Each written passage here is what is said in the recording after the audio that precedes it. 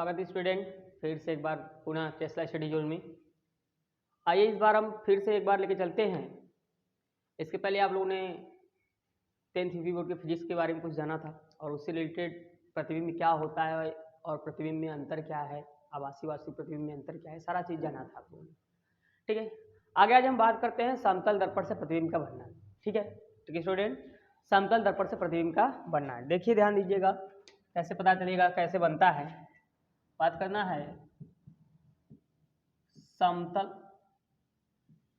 दर्पण से प्रतिबिंब का बनना, प्रतिबिंब का बनना। ठीक है, image formation due to plane mirror. ठीक है, असमतल दर्पण क्या होता है ये भी हमारे पिछले वीडियो में आप लोगों ने देखा है। अगर नहीं देखा है तो प्लीज़ जाकर पिछला वीडियो देखिएगा पहले। ठीक है, आइए बात करते हैं। तो समतल दर्पण से प्रतिबिंब का बनना, यही बात करना है। देखिए सपोज कीजिए आपका ये समतल दर्पण है। क्या है? समतल दर्पण। ठीक है, अगर समतल दर्पण भी है, नहीं है। समतल दर्पण का मतलब होता है कि इसको हम क्या कर लें, पीछे से कलैया लालक साइड लगा दें। ठीक है, कलैया लालक साइड लगा दें। ठीक है, तो आप ध्यान दीजिएगा, मान लीजिए सपोज कीजिए कि एक ऑब्जेक्ट है, बिंदुवत आकार का यहाँ पे जो है प्रेजेंट है। बिंदुवत आकार क्या है? एक ऑब्जेक्ट है। तो यहाँ से एक प्रकाश किरण इस पर लंबवत आपतित होगी इस तरीके से, और एक प्रकाश किरण इसको फिर एक प्रकाश किरण फिर से इसके इस दर्पण के मध्य बिंदु पे एकदम बीचों बीच पे आपतित होगी इस तरीके से, और ये परावर्तन पश्चात क्या हो जाएगा बच्चों, इस तरीके से चला जाएगा। ये कुछ इस तरीके से, क्लियर है? और इसको हम पीछे बढ़ाएंगे और इस वाली लाइन को भी हम पीछे बढ़ाएंगे, यहाँ पे कट कर देंगे वर्चुअली रूप से। तो यहाँ पे आपका ये हो गया क्या? प्रतिबिंब। क्या हो गया ये है प्रतिबिंब, प्रतिबिंब। ठीक है, ये आपका प्रतिबिंब है, ध्यान दीजिएगा। और ये का आपका वस्तु है। क्या है? वस्तु।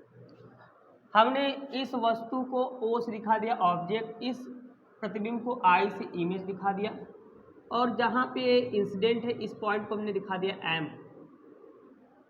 ठीक है, और इस पॉइंट को हमने दिखा दिया मान लीजिए C।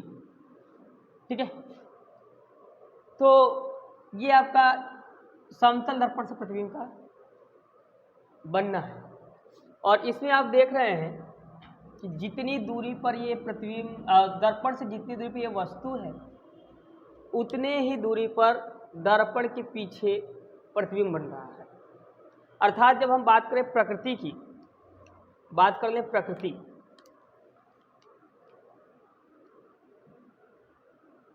ये आप कह सकते हैं प्रतिबिंब की प्रकृति, प्रतिबिंब की प्रकृति। ठीक है, प्रतिबिंब की प्रकृति की जब बात करेंगे तो आप लोग ध्यान दीजिएगा, आपको जो प्रतिबिंब है, प्रतिबिंब आभासी है, आभासी, सीधा एवं वस्तु के आकार का, आकार के बराबर लिख सकते हैं, बराबर दर्पण के पीछे प्राप्त होता है, पीछे प्राप्त होता है, प्राप्त होता है। आशा करते हैं यहाँ तक समझ में आया होगा। प्रतिबिंब कैसा है? आभासी है, सीधा है, और वस्तु के आकार के बराबर है, और दर्पण के पीछे मिलता है। और ये तो पहला हो गया। दूसरा की बात करें तो दर्पण से वस्तु की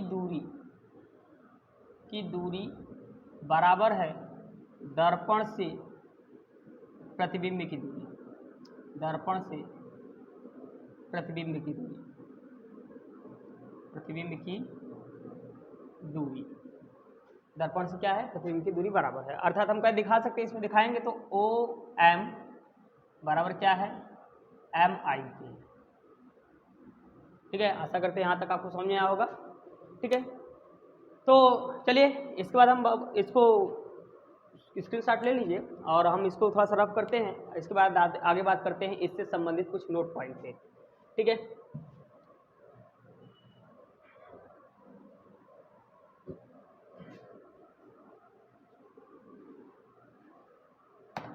बात कर लेते हैं समतल दर्पण से संबंधित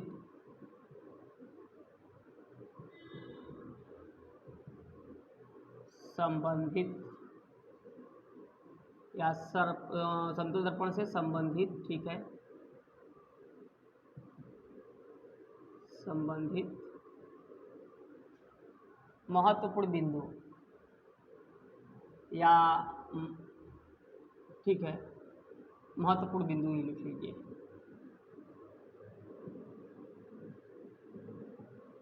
ठीक है, समतल दर्पण से संबंधित कुछ महत्वपूर्ण बिंदुएं या बिंदु। ठीक है, पहले पॉइंट की बात कर लेते हैं। पहले पॉइंट की बात करें तो पहला बात करते हैं कि समतल दर्पण द्वारा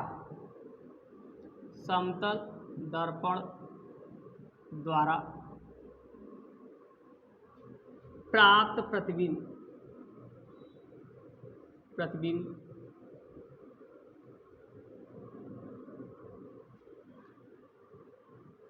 सीधा आभासी एवं वस्तु के बराबर होता है।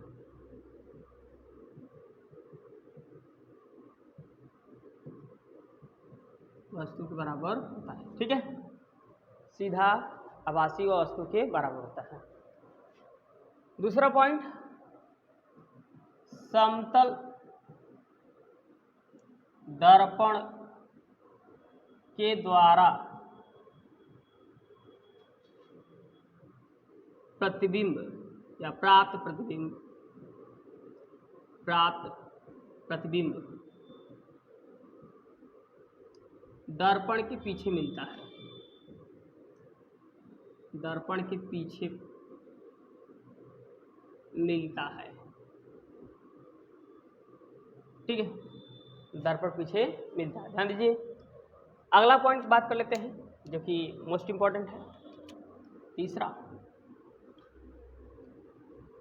दर्पण से वस्तु की दूरी बराबर दर्पण से प्रतिबिंब की दूरी।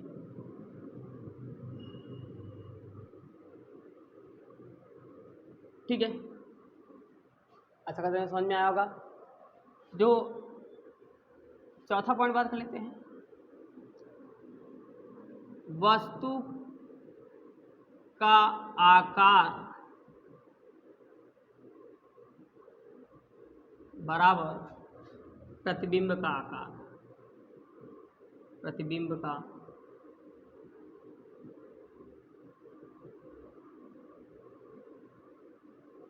आकार। अर्थात समतल दर्पण से जो प्राप्त प्रतिबिंब होता है वो वस्तु के आकार के बराबर होता है। ठीक है, पांचवा पॉइंट, समतल दर्पण से प्राप्त प्रतिबिंब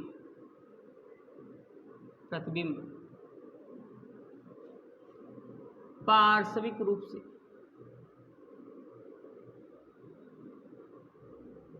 प्राप्त प्रतिबिंब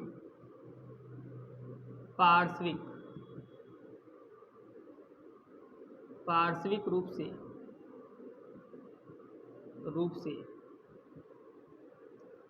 व्युत्क्रमित होता है, व्युत्क्रमित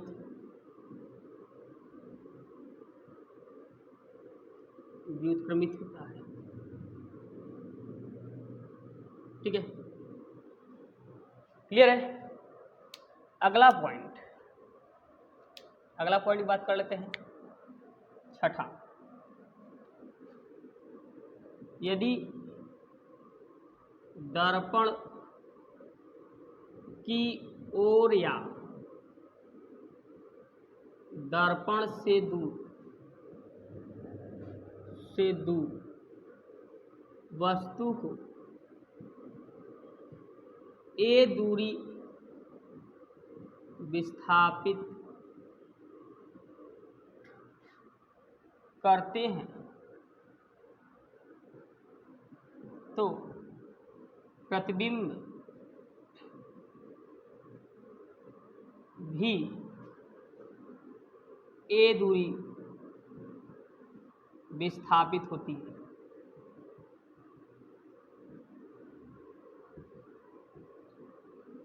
ठीक है, अगला इसमें है सातवां। यदि दर्पण को वस्तु की ओर या वस्तु से दूर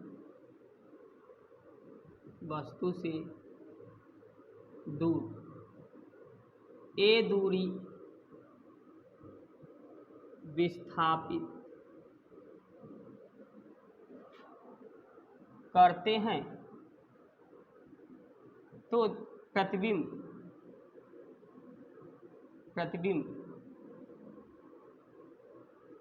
2a दूरी विस्थापित होती है।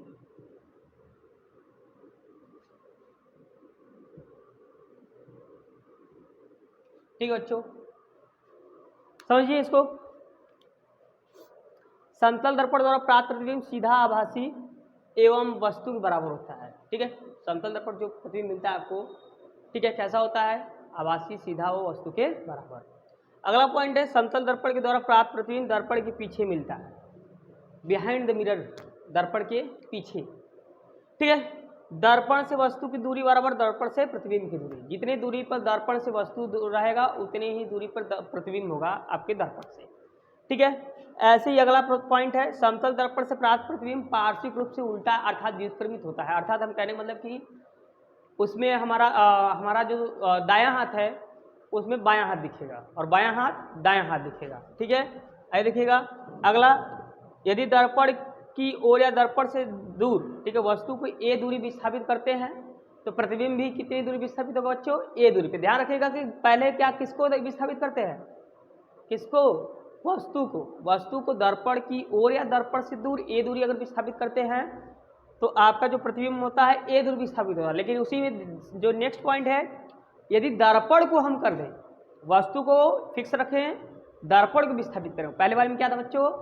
आपका दर्पण फिक्स था, वस्तु को हम डिसबैलेंस कर रहे थे। अब क्या है? आपका दर्पण डिसबैलेंस हो रहा है, वस्तु फिक्स है। तो अगर वस्तु अगर फिक्स है, दर्पण को अगर हम मान लीजिए ए दूरी विस्थापित कर रहे हैं या तो वस्तु की ओर या वस्तु से दूर, तो उस अवस्था में क्या होगा? जो प्रतिबिंब जो बनेगा वो 2a दूरी विस्थापित होगा। ठीक है, आशा करते हैं ये आपको समझ में आया होगा। ठीक है, चलिए इसके आगे हम बात करते हैं दर्पण से संबंधित कुछ महत्वपूर्ण बिंदु में ही आगे बढ़ते हुए हम बात करते हैं, जब दो समतल दर्पण थीटा कोण पे झुके हों और कोई भी वस्तु उसमें उपस्थित हो तो प्रतिबिंब कैसे और कितने प्रतिबिंब संख्या क्या मिलेगी। ठीक है, आइए बात कर लेते हैं।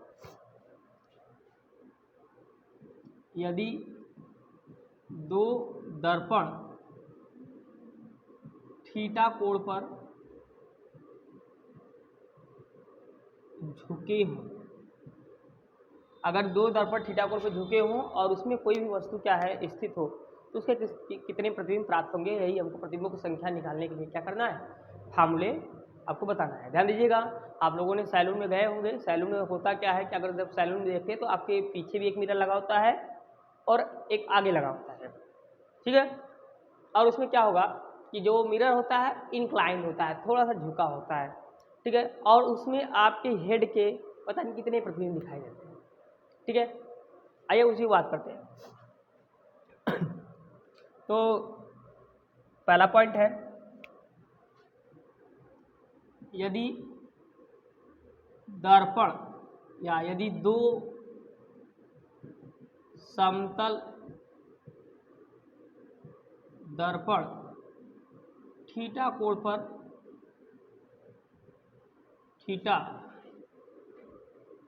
पर झुके हों, ठीक है, तो प्रतिबिंबों की संख्या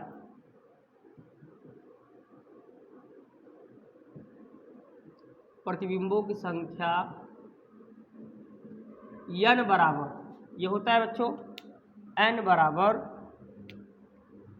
ध्यान दीजिएगा, स्मॉल n बराबर 360 बटे थीटा और -1, ये आपका फॉर्मूला है। अब ध्यान दीजिएगा, इसी में कंडीशन लगता है, इसी में कंडीशन, पहला कंडीशन की बात करते हैं इसमें ए पॉइंट की, यदि 360 बटे थीटा एक सम संख्या हो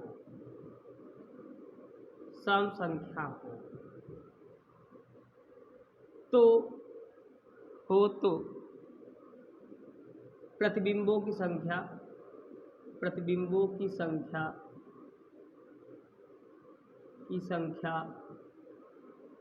n बराबर 360 बटे थीटा -1 होगा। नॉर्मली फॉर्मूला ये है, लेकिन इसमें यार 1 कब घटाएंगे कब 1 नहीं घटाएंगे वो बात करते हैं बात, ठीक है। बी पॉइंट, यदि 360 अंश बटे थीटा एक विषम संख्या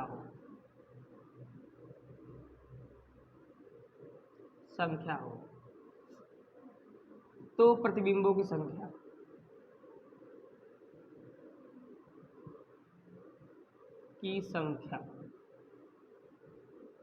ध्यान दीजिएगा, ये n बराबर क्या हो जाएगा बच्चों, होगा 360 बटे थीटा ही प्रतिबिंबों की संख्या हो जाएगी, ठीक है। n बराबर 360 बटे थीटा ही क्या होगी, प्रतिबिंबों की संख्या। आशा करते समझ में आया होगा, ठीक है। आगे बात कर लेते हैं, ऊपर का हम एक लाइन रब कर रहे हैं, ध्यान दीजिएगा।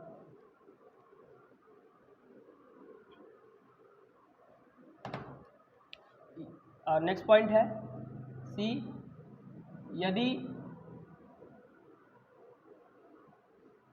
यदि 360 बटे थीटा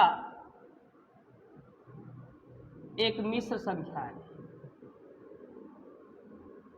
या हाँ ठीक है, मिश्र संख्या है, ठीक है, या समिश्र कह सकते हो, समिश्र संख्या है, ठीक है। तो n बराबर क्या होगा, ये तब ये होगा,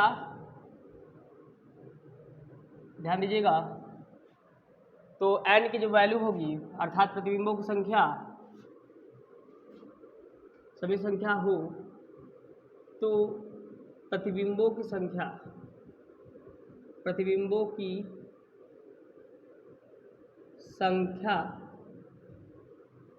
उसमें उपस्थित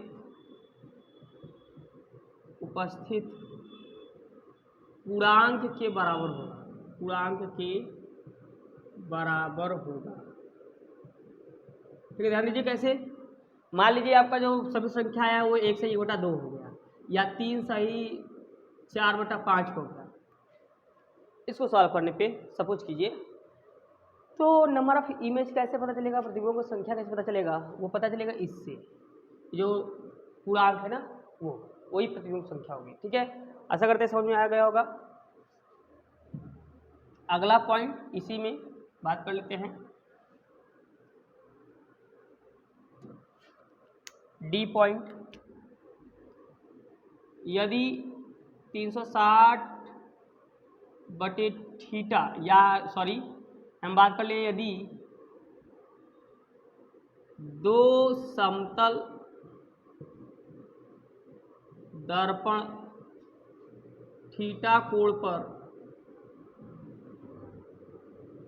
झुके हों, ठीक है, दो समतल दर्पण किस पे थीटा कोण पे झुके हों तथा वस्तु इनके समद्विभाजक पर स्थित हो, समद्विभाजक पर स्थित हो, समद्विभाजक पर स्थित हो। तो प्रतिबिंब की संख्या क्या होगी बच्चों? तो ये होगा n बराबर 360 बटे थीटा माइनस 1, ठीक है, क्लियर है? सॉरी -1 नहीं होगा, सही 360 बटे थीटा होगा। और c जो होगा, ठीक है, मान लीजिए यदि वस्तु समद्विभाजक पर न हो,